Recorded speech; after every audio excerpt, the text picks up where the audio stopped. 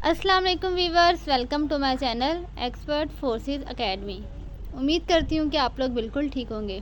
तो वीवर्स, आज की वीडियो में हम लोग डिस्कस करेंगे एएफएनएस के past experience academic MCQs part 5। और अगर अभी तक आपने मेरा चैनल सब्सक्राइब नहीं किया है तो काइंडली चैनल को सब्सक्राइब कर लें और बेल आइकन प्रेस कर लें ताकि आने वाली वीडियोज़ का नोटिफिकेशन आपको मिलता रहे। तो जैसा कि आप जानते हैं कि मैं पार्ट 1 से लेकर पार्ट 4 ऑलरेडी आप लोगों के साथ शेयर कर चुकी हूँ और जिसका लिंक जो है वो मैंने डिस्क्रिप्शन में दे दिया है। अगर आपने वो वीडियोस नहीं देखी हैं तो आप वो वीडियोस देख सकते हैं। तो आइए स्टार्ट करते हैं। Number 1 is the dash is the main aerial part of a plant that typically consist of stem, leaves and flower. Plant का वो कौन सा एरियल पार्ट होता है जो कि जिस पे स्टेम्स लगे होते हैं, लीव्स लगे होते हैं और फ्लावर्स लगे होते हैं। तो इसका राइट आंसर है shoot. Next is the dash is the underground part of a plant that anchors it in the soil and absorb water and nutrients. Plant का वो कौन सा हिस्सा होता है जो ज़मीन के अंदर होता है और जिसका फंक्शन है पानी को एब्जॉर्ब करना और न्यूट्रिएंट्स वगैरह को सॉइल से एब्जॉर्ब करके प्लांट के हर एक कोने तक पहुंचाना। तो ये बहुत आसान है, सबको पता होता है कि प्लांट का वो हिस्सा जो अंडरग्राउंड है वो होते हैं roots. So the right answer is root. Next is the dash is the part of the shoot system that support the leave and stem. Shoot का वो कौन सा पार्ट है या जो कि पौधों को और फूलों को जो है वो सपोर्ट करता है, तो वो क्या है? Stem. Next is the dash are the reproductive structure of flowering plant. जो फ्लावरिंग प्लांट्स होते हैं यानी जिनके ऊपर फूल लगते हैं, क्योंकि तमाम पौधों पर जो है वो फूल नहीं लगते, जैसे नीम ट्री वो नॉन फ्लावरिंग है। तो फ्लावरिंग प्लांट्स में जो रिप्रोडक्टिव स्ट्रक्चर है या रिप्रोडक्टिव ऑर्गन है वो कौन सा होता है? तो इसका राइट आंसर है फ्लावर्स। फ्लावर्स जो हैं वो पौधे के रिप्रोडक्टिव ऑर्गन होते हैं।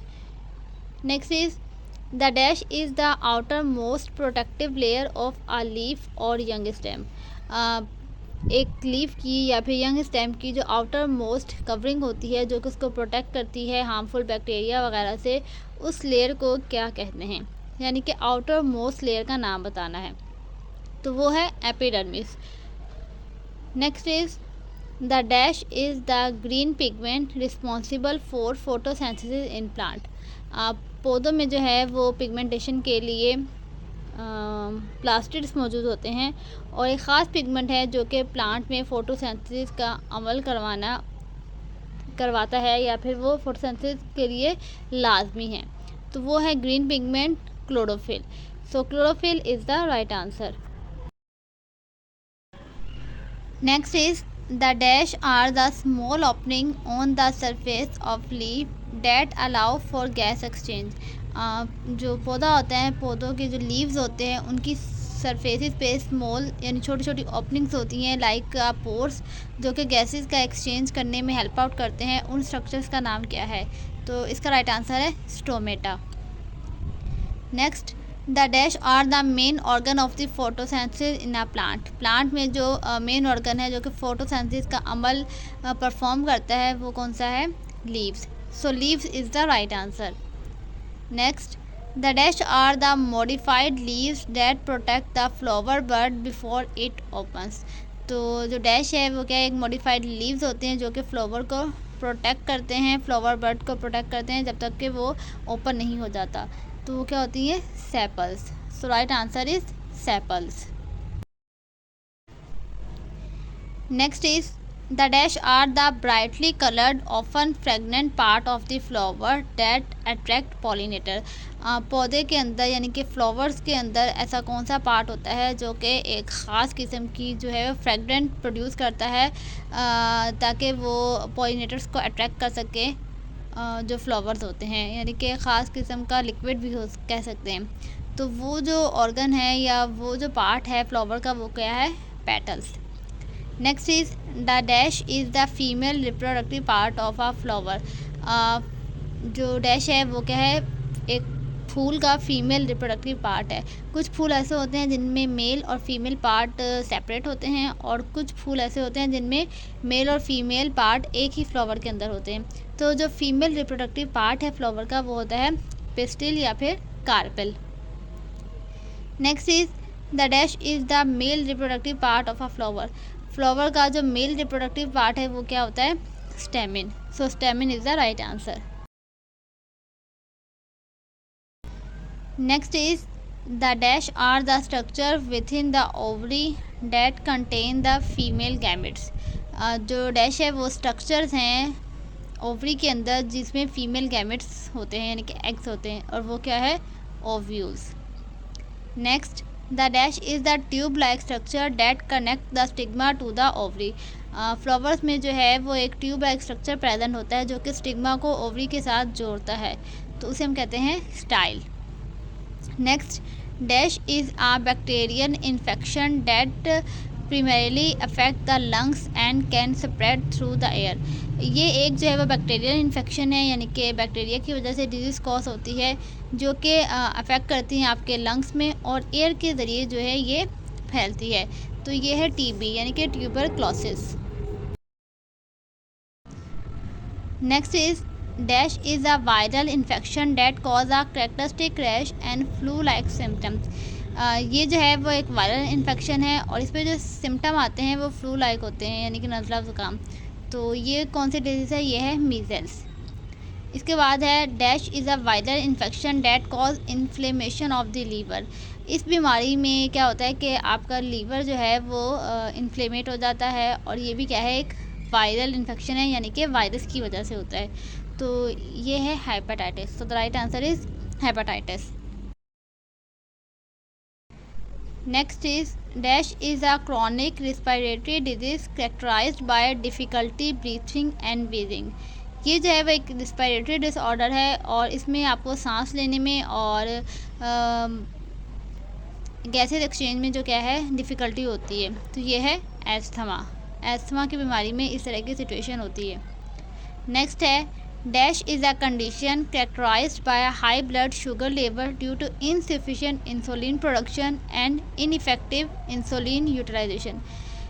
इस कंडीशन में क्या होता है कि ब्लड के अंदर शुगर लेवल जो है वो हाई हो जाता है। क्यों? क्योंकि हमारी बॉडी के अंदर जो इंसुलिन की प्रोडक्शन हो रही है वो ख़त्म हो जाती है, यानी कि रुक जाती है या फिर कम होती है, जिसकी वजह से आपका जो ग्लूकोज़ है वो शुगर लेवल यानी कि जो है वो ब्लड के अंदर मिनिमाइज़ नहीं होता या बैलेंस नहीं हो पाता। तो ये वो बीमारी है जिसे हम शुगर कहते हैं, यानी कि diabetes. Next is dash is the bacterial infection that primarily affect the urinary tract but can also occur in other part of the body। ये भी हमारे पास एक बैक्टीरियल इन्फेक्शन है और इसमें आपका जो है वो यूरिनरी ट्रैक्ट जो है वो इफ़ेक्ट होगा और उसके साथ साथ बॉडी के दूसरे हिस्से भी इफ़ेक्ट हो सकते हैं।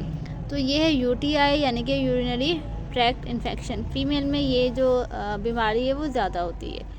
Next dash is a degenerative disease that affect the central nervous system leading to problem with movement and coordination। ये जो बीमारी है इसमें जो है वो ह्यूमन बॉडी का सेंट्रल नर्वस सिस्टम जो है वो अफेक्ट होता है और बॉडी को जो है वो मूवमेंट करने में प्रॉब्लम होती है क्योंकि उसका कोऑर्डिनेशन नहीं होता माइंड का और बॉडी का। तो ये हमारे पास जो है इस डिजीज़ का नाम है Parkinson's disease. Next is dash is a chronic inflammatory disease that primarily affect the joints causing pain, swelling and stiffness। ये जो है वो एक इन्फ्लेमेटरी डिजीज़ है जिसमें आपके जॉइंट्स हैं वो इफ़ेक्ट होंगे, उनमें पेन हो सकता है, स्वेलिंग हो सकती हैं और वो स्टिफ भी हो सकते हैं। तो ये जो बीमारी है इसका नाम है रीमाटॉइड आर्थराइटिस। नेक्स्ट है dash is a condition characterised by the weakening and thinning of bone making them more prone to fracture. ये भी एक ऐसी कंडीशन है जिसमें आपकी बोन्स जो हैं वो बहुत ज़्यादा वीक हो जाएंगी, बहुत ज़्यादा पतली हो जाएंगी और पोर्स यानी कि बहुत ज़्यादा रूखी सूखी खुरदरी सी कह सकते हैं आप कि उसके अंदर का जो बोन मैरो है बिल्कुल ख़त्म हो जाएगा और थोड़ी सी भी चोट लगने से आपकी जो बोन है वो फ्रैक्चर हो सकती है। तो ये जो बीमारी है इसका नाम है osteoporosis. Next is dash is a viral infection that primarily affect the liver and can cause chronic liver disease। ये एक वायरल इन्फेक्शन है, यानी कि वायरस की वजह से ये बीमारी होती है और इसमें जो है वो आपका लीवर इफ़ेक्ट होता है, जिसकी वजह से आपका जो ब्लड है वो सही तरीके से बनता नहीं है और आपकी डेथ भी हो सकती है। तो ये बीमारी है हेपेटाइटिस।